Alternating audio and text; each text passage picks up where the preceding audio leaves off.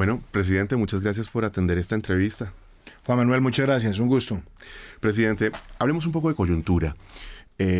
Como todos sabemos, el país ha estado viviendo en los últimos días una serie de bloqueos que pues han afectado el normal funcionamiento de las actividades económicas, pero además de la dinámica social del país. Siente uno que hay un malestar entre buena parte de la ciudadanía por las afectaciones que eso está representando, pero también hay un sector que considera que esa es la forma para poder pues elevar las solicitudes ante el gobierno. ¿Cómo siente usted ese avance en medio de un día en el que pues está lo primero que que debemos dejar claro es que los bloqueos son una amenaza a los derechos de todos los colombianos. Los bloqueos afectan la movilidad, afectan el empleo, afectan el emprendimiento, afectan el flujo de bienes y servicios, destruyen puestos de trabajo y por lo tanto tenemos que ser claros en rechazar los bloqueos y además decir con toda claridad que esa es una práctica contraria a la ley y que además está definida en el Código Penal de nuestro país. Nadie puede, para reivindicar derechos, afectar los derechos de otros. Porque la pregunta es, ¿quién gana destruyendo empleos? ¿Quién gana destruyendo el flujo de bienes y servicios? ¿Quién gana destruyéndole el aparato productivo a una nación que se está recuperando? Por eso no solamente hay que rechazarlos, sino tenemos que levantarlos con toda la capacidad operacional de la fuerza pública en el territorio. Se ha venido haciendo un gran esfuerzo. También hemos tenido que enfrentar grandes retos, porque hemos identificado que en muchos de estos puntos hay intereses de buscar una confrontación fratricida que tenga efectos letales en un sector de la población y, por supuesto, por esa vía afectar también la confianza en las instituciones.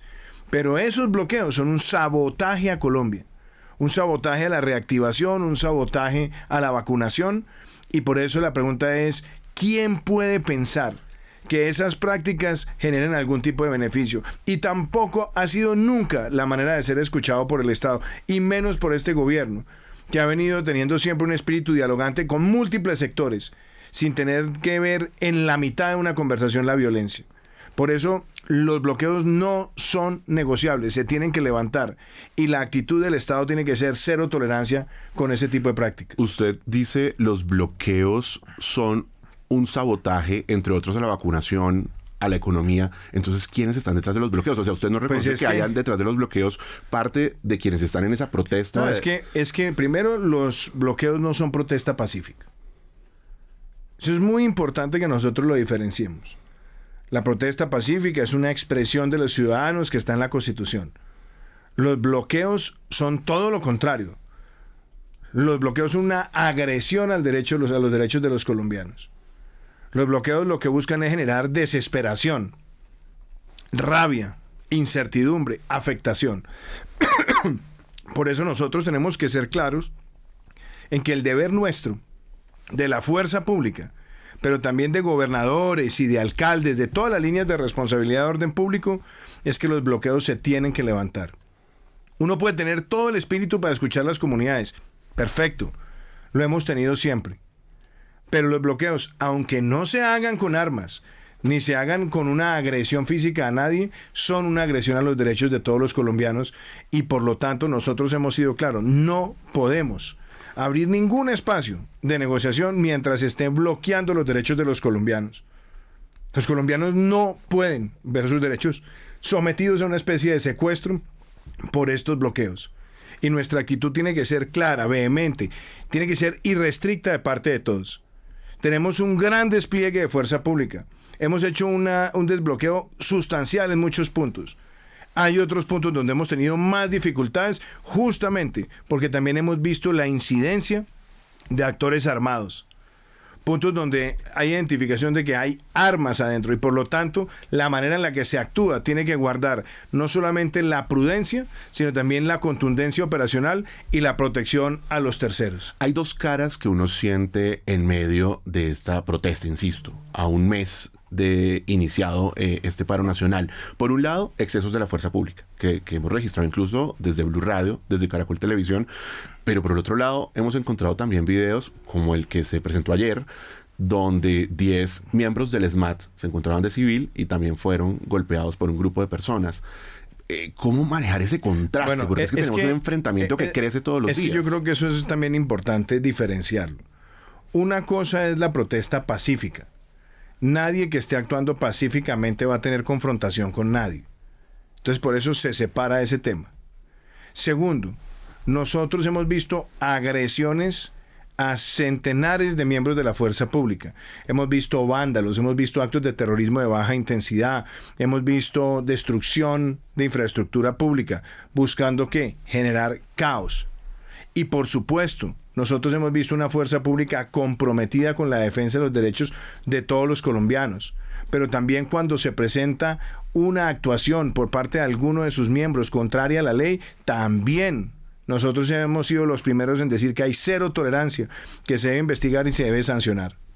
Pero el principio general, esta es una fuerza pública que trabaja todos los días por los colombianos, para los colombianos, y que además, cuando miramos el caso particular de la policía, es una policía que adelanta más de 30 millones de procedimientos policiales al año.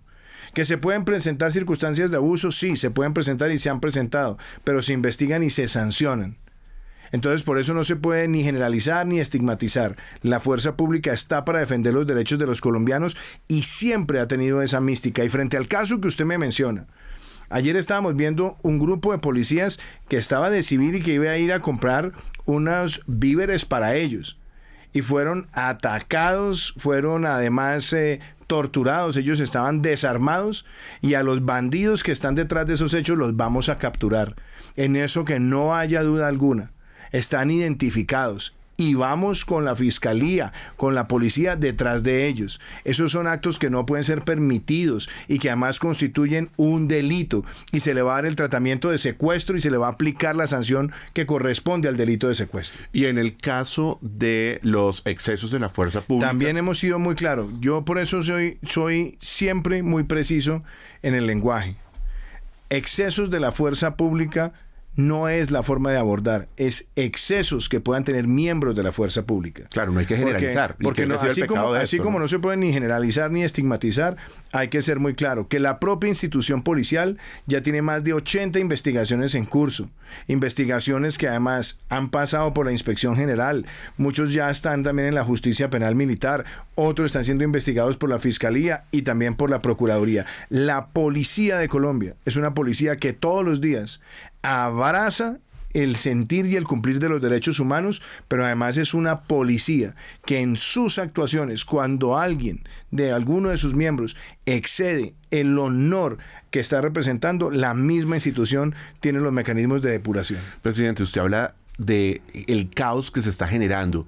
¿A quién le sirve generar ese caos? O sea, ¿quién está detrás? Lo he escuchado hablar incluso del gobierno venezolano. Mire, es que por eso hay que saber diferenciar todo. En primer lugar, hay personas que se han manifestado pacíficamente, eso se entiende. Hay un grupo de jóvenes que ha tratado de reivindicar deudas históricas, también se entiende y queremos abordarlas. Hemos visto vándalos y hemos visto ataques a infraestructura y hemos visto que muchos de esos en algunos lugares del país han tenido el financiamiento y la participación de grupos armados organizados. Y lo mismo también hemos visto con bloqueos que han sido incididos, que han sido financiados y que han sido promovidos también por grupos armados organizados o sencillamente que también han sido inducidos con desinformación a tratar de afectar a poblaciones enteras. Por eso tenemos que develar todo lo que hay ahí. Se han hecho capturas importantes de miembros del ELN, de miembros de la segunda Marquetalia o Narcotalia. Hemos visto también la incidencia de los caparros, de los pelusos en otras regiones del país y eso implica que tenemos que actuar con toda la contundencia y que el pueblo colombiano al unísono tiene que pronunciarse de manera categórica. Aquí no se cede institucionalidad, aquí no se cede la Constitución, aquí no se cede legalidad. Aquí nadie puede sustituir ninguna responsabilidad propia del Estado y el Estado tiene que velar por los derechos de todos los colombianos. Pero esto, de alguna manera, lo que hace es reconocer que hay un malestar entre un sector de la población que reclama unas solicitudes y que no es una persona la que está detrás de todo esto. Se lo digo porque yo vi un video, en el que usted señalaba digamos, al senador Gustavo Petro, en el que usted decía... es bueno mirar la entrevista como un todo. En la entrevista como un todo hacen preguntas. ¿Hay personas que están interesadas en capitalizar políticamente esto? La respuesta es sí, claro que hay personas que están queriendo capitalizar políticamente esto. Hay personas que para sus pretensiones electorales no le conviene que el país se siga recuperando. Todo lo contrario, que no se recupere. Hay personas que en sus pretensiones electorales le conviene sabotear el proceso de vacunación o que no avance exitosamente. Y hay personas que le interesa agudizar la confrontación de clases, incendiar a la población, generar sentimientos de frustración. Es que esta economía empezó el primer trimestre creciendo por encima de todas las expectativas. Hoy estamos llegando a 9 millones de vacunados. Llegaremos a 10 millones de vacunados antes de terminar el mes de mayo. Entonces la pregunta es, ¿por qué hay personas que tienen ese interés? Estamos en época preelectoral y nosotros sabemos que hay personas que su interés es puramente el de generar desestabilización. Por eso nosotros tenemos que diferenciar. Hay personas que legítimamente están protestando, sí señor, y que han sido afectadas por la pandemia y que tienen deudas históricas. Eso es verdad. Por eso estamos advirtiendo y actuando con política social para esos sectores afectados. Pero no podemos dejar de largo que aquí hay intereses también de grupos armados y hay intereses políticos. Y por lo tanto, diferenciar eso es fundamental para que el pueblo colombiano entienda de cuál es el reto que tenemos enfrente. Presidente, el tema de la Corte Interamericana de Derechos Humanos. ¿Qué sucedió? La Comisión Interamericana de Derechos Humanos, tiene usted razón. ¿Qué sucedió? Decían que definitivamente no quería el gobierno colombiano que ingresara. Después dijeron, no, es que la invitación era para el 29. ¿Qué sucede en realidad? Primero, Colombia ha sido un país que ha sido respetuoso del sistema interamericano de derechos humanos. Colombia ha sido un país que ha sido fundador del sistema interamericano de protección de los derechos humanos. Colombia es un país que ha tenido comisionados y es un país que ha tenido además jueces en la Corte Interamericana. Es muy importante siempre reconocer que esas son herramientas supletorias, que tienen la posibilidad de investigar y de producir sanciones siempre frente a acciones u omisiones del Estado. Para eso fueron concebidas. Pero cuando decimos de carácter supletorio es porque se activan si es que no se ha respondido a través del sistema interno de un país. Colombia siempre ha atendido todos los llamados y tiene además una audiencia el próximo 29. Ahí Colombia está lista para asistir. Fue la vicepresidenta, el embajador Ordóñez la acompañó, se reunió y nosotros manifestamos que no tenemos ninguna objeción a que se adelante una visita de trabajo, que puedan mirar a profundidad temas que sean de su interés, pero además también advirtiendo que muy posiblemente siempre existe la posibilidad de que ellos conozcan a posteriori hechos que se puedan surgir en la visita y por lo tanto esas consideraciones lo que buscan es que no haya un prejuzgamiento, todo lo contrario, que haya observancia. Y Colombia es de los países de América Latina que tiene hace más tiempo la presencia de la Oficina de la Alta Comisionada de Naciones Unidas para los Derechos Humanos desde el año de 1996. Tiene una misión permanente de observación de Naciones Unidas para la paz con legalidad y tiene además un vínculo estrecho tanto en Ginebra como en Nueva York con todas las instancias de protección de los derechos humanos. Tanto así que nosotros en este gobierno lanzamos la política a partir de la cual en toda la formación de oficiales y suboficiales hay una generalización en la educación en materia de derechos humanos. Tenemos una política de cero tolerancia que fue implementada desde el primer día en la política de seguridad y convivencia de nuestro gobierno. Y además hemos dicho, aquí no hay nada que esconder porque este es un país de instituciones libres e independientes. Aquí hay una defensoría que está haciendo su papel, aquí hay una procuraduría que está ejerciendo su papel, aquí hay una fiscalía que está ejerciendo su papel. Y cada una de esas instituciones tiene la independencia suficiente para garantizar que aquí no haya ningún hecho violatorio de los derechos humanos que quede en la impunidad. Pero entonces la puerta no estaba cerrada como se decía. Nosotros nunca hemos cerrado puertas a tener ningún tipo de interacción con el sistema interamericano. Así se había dicho, ¿no? No, porque lo que siempre se dijo es, se contempla esa posibilidad, agotemos la instancia de la audiencia que se había solicitado por parte también de la comisión y fue en virtud de esa secuencia de eventos donde la canciller y vicepresidenta le expresaron a ellos que no tenemos ningún problema en que hagan su visita, pero obviamente lo que queríamos era desarrollar un proceso secuencial. Además, como lo dije yo ayer en el diálogo interamericano, este país no tiene nada que ocultar. El actuar del Estado no tiene nada que ocultar. Entre otras cosas, somos los primeros que contribuimos a que las investigaciones se adelanten y se adelanten con contundencia, porque nosotros no avalamos ningún margen de impunidad frente a ninguna violación de derechos humanos. Hablando de derechos humanos, presidente, y para cerrar este bloque, el tema de los desaparecidos, que ha hecho ruido en la comunidad internacional, que ha despertado, por supuesto, solidaridad, porque nos recuerda esos tiempos en los que teníamos un registro importante. Pero ¿no? Mire sobre ese tema, que es bien importante. Primero se habló de una cifra de más de 500 personas desaparecidas. El fiscal general de la Nación revisó en el SPOA, en el sistema de denuncias que se tiene, y solamente había una denuncia por desaparición. ¿Qué ha ocurrido? De ese número, un porcentaje muy grande ya han sido identificadas, ya han sido ubicadas esas personas. Y hay otras cifras que dicen 114, 115. Curiosamente, en el debate que hubo esta semana, un congresista mostraba que no hay ninguna denuncia sobre esos 115 nombres, y si alguien tuviera a ese familiar desaparecido, pues acudiría a la Fiscalía General. ¿Qué encontró el representante y qué ha sido dicho también por la Defensoría y por la Fiscalía? Que hay información incompleta. Entonces, por ejemplo, yo me llamo Iván Duque Márquez y aparece es Iván Duque. Iván Duque puede haber muchísimos. No está precisado el documento de identificación. No se conoce el segundo apellido.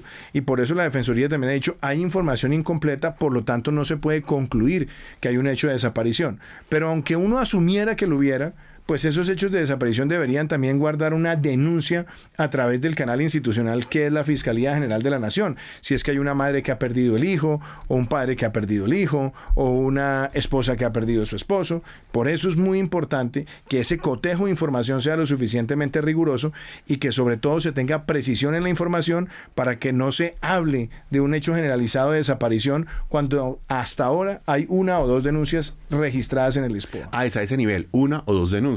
Eso lo ha hecho la Fiscalía. La Fiscalía ha dicho, en el SPOA, denuncias de desaparición solamente han tenido, tengo entendido, que 2 en este momento. Presidente, para cerrar el tema... Y frente a esas 2, yo no estoy minimizando por el número. Se tiene que investigar y se tiene que llegar al fondo de esa investigación. Claro, eso es muy importante y saber exactamente qué es lo que sucedió, porque se dieron en el marco de la protesta, por supuesto. Presidente, para cerrar el tema de Buenaventura, que por supuesto está en la agenda en la medida que mire, se dio esa negociación. Se está usurpando el uso de la fuerza pública. ¿Quién negoció eso? Mire, sobre el tema de Buenaventura, en eso tenemos que ser muy claros. Allá hay un dispositivo de fuerza pública para garantizar la libre circulación. Ahí está la Armada, ahí está la policía, ahí está el ejército. Y nosotros venimos haciendo caravanas desde hace varias semanas para garantizar ese flujo vehicular. Y también tenemos absolutamente claro, nadie puede usurpar ninguna función del Estado. Nadie puede usurpar ni funciones de policía, ni de inspección aduanera, de nada de ese sentido.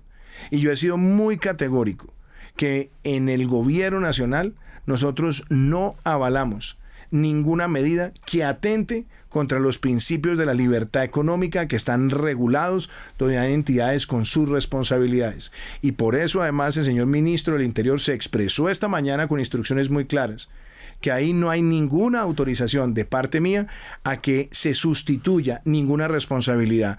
Y quiero ser además muy claro, los mismos gremios de la ciudad son conscientes que para mitigar riesgos desde el punto de vista de violencia, ellos han tenido comunicaciones con distintos sectores, pero el mensaje es claro y es perentorio.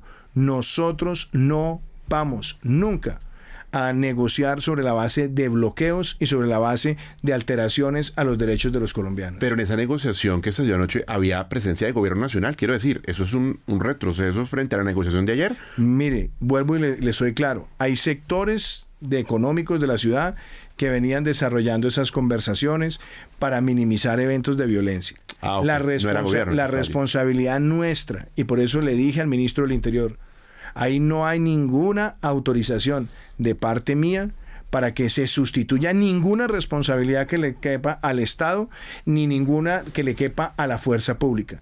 Tenemos que garantizar la seguridad, la movilidad, el corredor vial y los derechos de todos los colombianos.